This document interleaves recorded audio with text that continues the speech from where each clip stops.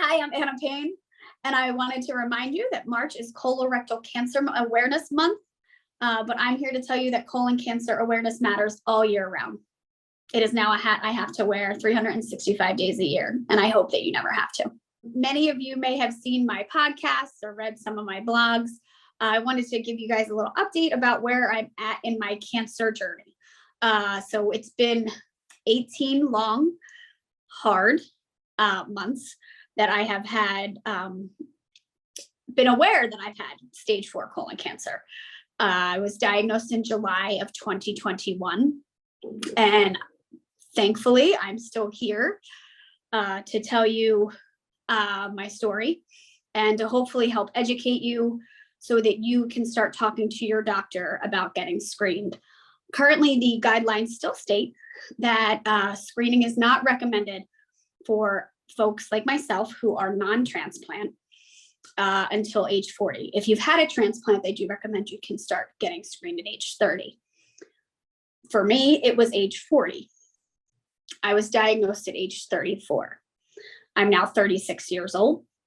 I just had a birthday, which I was very excited about, as we should all be excited for all of our birthdays. But I've had these two kind of monsters these last 18 months that I have been trying to walk with and juggle and figure out. And I think that my life was basically flipped upside down and then back upside down again when I heard that I was diagnosed with stage 4 colon cancer. There is no cure for stage 4 colon cancer. There are things that they can do to get you as close to a quote unquote cure as possible. Depending on how bad the cancer is, they can sometimes surgically remove all of it. I was not in that category, unfortunately. I did have a colon resection and both of my ovaries removed, and that did take out a big chunk of the cancer that was in my body, but I still had at least 6 lesions when I had that surgery on my liver, which made my liver inoperable, and I couldn't get it resected out because you still have to have a piece of your liver left, and I wouldn't have had any left. So ever since that surgery, which happened in December of 2021, I've been doing chemotherapy every 2 weeks with minimal breaks. And that is now my life, right? My life is now managing my cystic fibrosis, working a full-time job or 2, and going to chemotherapy every 2 weeks. 10 out of 10 do not recommend. So that's why I am trying to recommend getting screened before age 40. And, we use the term screened because that's what they call it. But obviously, if you have any digestive symptoms, you should really talk to your doctor.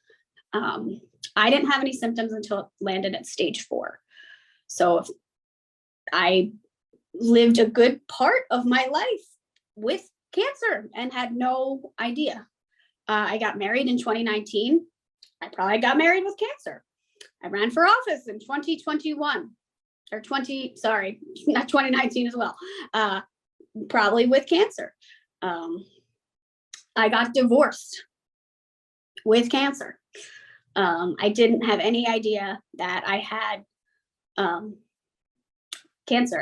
I knew I was at a higher risk because I had CF, but in my head, the number was 40, and that was based in some kind of science and math and all those things. But unfortunately, I don't believe I am an anomaly. I have found other CF patients who have also had colon cancer at varying stages. It is actually a global epidemic for young people, regardless of CF. Millennials and Gen X are at even higher risk than their parents' generation. They're finding it in younger and younger people at later and later stages because it's not recommended that we start getting screened until 45. Healthy people, it's 45. It was 50. They changed it to 45 in 2021 because of that. In my opinion, that number is still not good enough either, because there's a lot of folks that are even younger than 45, like myself, who are getting diagnosed. I think when they talk about these statistics, that unfortunately, we're just numbers on a spreadsheet. So what I hear when people say that is like, well, when the data changes, or when something, when enough of us get sick with it, then they'll change it. That's not sufficient. That's not okay. It's okay to them because they're not the ones going to chemotherapy every 2 weeks. They're not the ones having these emergency procedures and having their lives turned upside down and having their maybe, dreams crushed at age 34. I'm lucky. I don't have any children. I don't know how I would do this if I had children. And I can't imagine what it feels like to get diagnosed with a late stage cancer and have children. I don't think anyone should have to go through that. I shouldn't have to go through this either. It's not fair, but it is what it is. And it's my story and I will figure it out. But I hope that you don't have to. I hope that you can talk to your doctor. You can advocate for yourself, fight relentlessly. Don't give up. If you want to be screened, you have the right to advocate for that. And you have the data to support it.